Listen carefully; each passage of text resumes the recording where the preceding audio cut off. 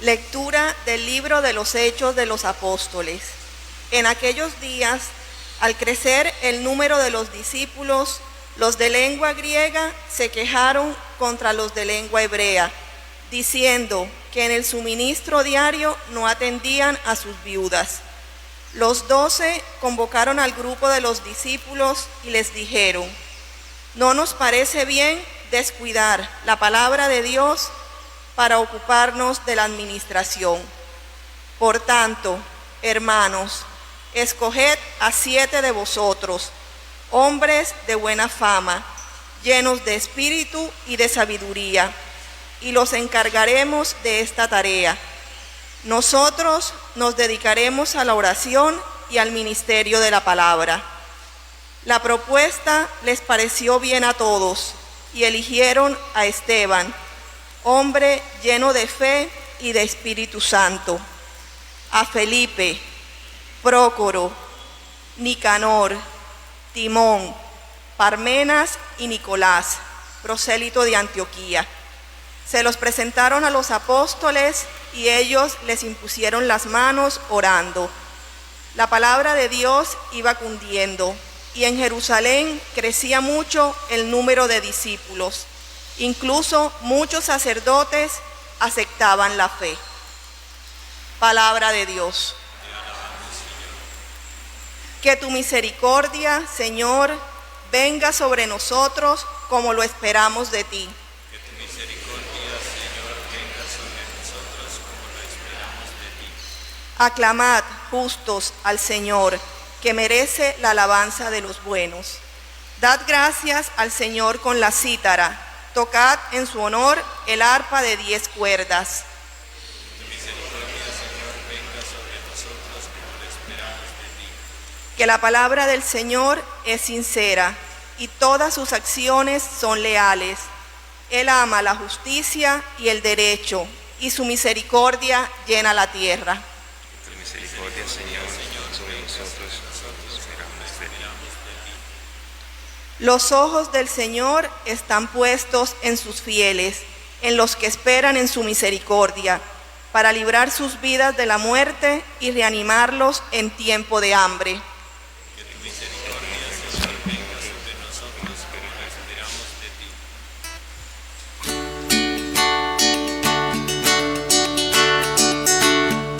Como una lámpara a mis pies, tu palabra es luz en mi camino.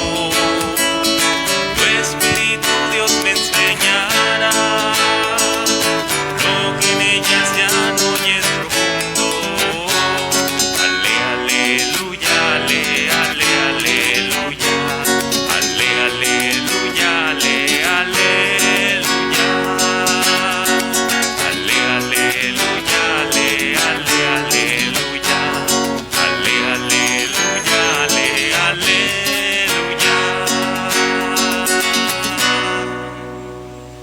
El Señor esté con ustedes. Y con tu espíritu. Lectura del Santo Evangelio según San Juan. Gloria a ti, Señor. Al oscurecer, los discípulos de Jesús bajaron al lago, embarcaron y empezaron a atravesar hacia Cafarnaúm. Era ya noche cerrada y todavía Jesús no los había alcanzado. Soplaba un viento fuerte y el lago se iba encrespando. Habían remado unos 5 o 6 kilómetros cuando vieron a Jesús que se acercaba a la barca, caminando sobre el lago, y se asustaron. Pero Él les dijo: soy yo, no temáis. Querían recogerlo a bordo, pero la barca tocó tierra enseguida, en el sitio a donde iban. Palabra del Señor. Gloria a ti, Señor Jesús.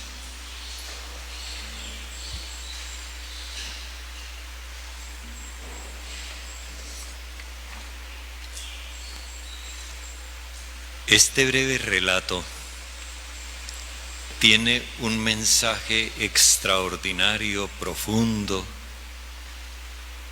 y nosotros necesitamos que el Espíritu Santo nos ilumine para captarlo en toda su hondura y no quedarnos en la superficie.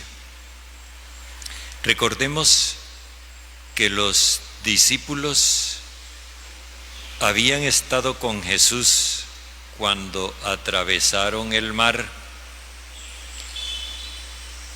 y que luego Jesús les señaló que el camino del verdadero éxodo consistía en ese amor que da libertad interior, que permite ser desprendido y por lo mismo generoso con los demás, y que ese amor es la verdadera solución a los problemas que hay en el mundo. Sin embargo, la gente vio la señal y no la captó, sino que la malinterpretó. Y la gente se propuso convertir a Jesús en rey, para que Él se hiciera cargo de todos y cada uno se cruzara de brazos simplemente a pedir. Pero lo que Jesús pretende, porque ese es el proyecto de Dios, no es una humanidad mendicante, suplicante, sino una humanidad activa. Por eso Jesús, cuando vio que la señal había sido mal interpretada, se regresó al monte, como quien dice, volvamos a empezar. No como cuando uno está enseñándole algo a un niño y el niño no atinó, por ejemplo, a hacer la suma. Bueno, vamos a hacerla otra vez. Es exactamente eso. Jesús está educando y entonces regresa al monte como para indicar que hay que volver a empezar. Cuando Él regresa al monte, lo dejan solo. No quieren aprender la lección. Ellos están aferrados al ideal del poder y que con el poder es que van a transformar el mundo. Así que lo abandonan. Nos dice el evangelista que ellos más bien desandaron el camino. Dice, bajaron al mar, embarcaron y empezaron a atravesar hacia Cafarnaún. De allá habían partido siguiendo a Jesús. Ahora desandan el camino y se van otra vez al mismo cuento de donde Jesús quiso sacarlos. El evangelista explica que estaban en noche cerrada, y esta expresión es digna de analizar. ¿Recuerdan ustedes cuando meditábamos en la liturgia del Jueves Santo, pero fue antes del Jueves Santo, eso fue como el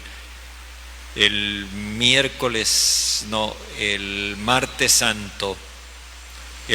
santo, que cuando Judas decidió entregar a Jesús, salió y era de noche. Es decir, Judas se internó en la tiniebla. Alejándose de Jesús no hay más que tiniebla, confusión, engaño, mentira y violencia. Pues bien, esto es lo que ocurre con los discípulos. Pero aquí es donde viene lo interesante. El mar en la Biblia no es simplemente la masa de agua, simboliza la historia de la humanidad, con sus mutaciones, con sus incertidumbres, con sus maremotos, con sus oleajes violentos, todo eso que el mar hace sirve para representar la historia de la humanidad. Es decir, los discípulos con esa tiniebla, con esa mentalidad de noche cerrada, digámoslo, con ese fanatismo obtuso de ellos, se internan en la historia. Jesús no va con ellos, nos insiste el evangelista, pero en cambio sopla un viento fuerte. El mar se encrespa con el viento fuerte. Es una manera de decirnos que la actitud espiritual de los discípulos constituye un viento contrario, un viento que agita la historia. ¿Cuál puede ser ese viento? El espíritu de la violencia. La tiniebla se desata en obras de tiniebla, y las obras de la tiniebla son violencia. Los discípulos provocan una oleada de violencia. Con su actitud, ellos no están favoreciendo la causa de Jesús, sino que están provocando una reacción tan fanática como la que ellos llevan. Habían remado unos 5 o 6 kilómetros, o sea, se habían distanciado bastante de Jesús. Y sin embargo, vieron a Jesús que se acercaba a la barca. Por cierto, la barca en la que van no es la barca de ellos, es una barca cualquiera. Y con ese detalle, el evangelista quiere hacernos notar cómo a veces los cristianos pueden embarcarse en barcas que no son la suya. ¿Recuerdan lo que les decía hace 2 días, me parece, de cómo un señor hacía la denuncia de que un grupo de creyentes cristianos se alió con un partido político y prácticamente se matriculó con ese partido político, y terminaron contradiciéndose ellos mismos, porque en el templo pedían por las víctimas y en el Congreso votaban contra las víctimas. Eso ocurre siempre. Recuerdo que en mis tiempos de seminario nos decían que cuando a Stalin le preguntaron si un cura, se referían a un cura ortodoxo, si un cura quiere entrar en el Partido Comunista, ¿puede? Y él contestó, sí, sí puede. El que se contradice es el cura, no el partido. Es exactamente lo mismo. Cuando los discípulos nos embarcamos en unos proyectos que no son los que están en coherencia con nuestra fe, como los discípulos se embarcaron aquí en una barca que no era la suya, entran en contradicción consigo mismos. Así que esa es la situación en la que se encuentra, en la que los encuentra Jesús, en conflicto consigo mismos. Y cuando ellos ven a Jesús, se asustan. A lo que debieran tenerle miedo es al poder, porque el poder mata. Pero lo que Jesús les está manifestando es amor, está buscándolos. Pero ellos le tienen miedo a Jesús. Y entonces Él les dice, soy yo.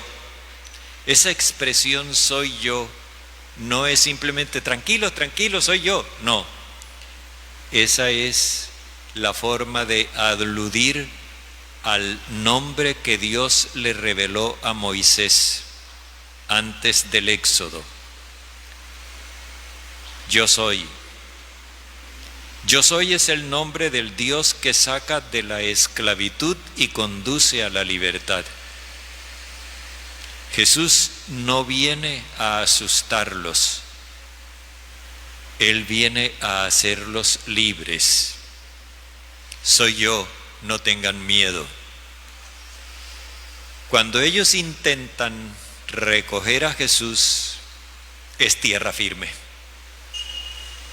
Esa coincidencia que nos muestra el evangelista quiere hacernos ver cómo la historia que se muestra tan veleidosa y tan incierta cuando no está Jesús, se transforma en terreno firme cuando Jesús está.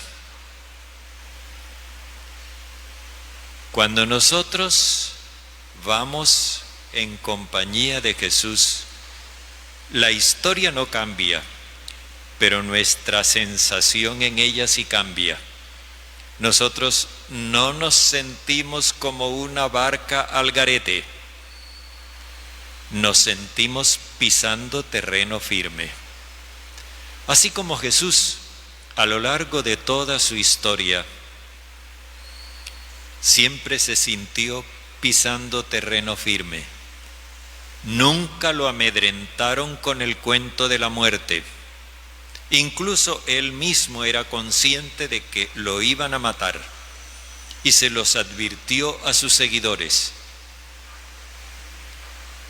Y cuando lo mataron, resucitó, y eso es lo que estamos celebrando.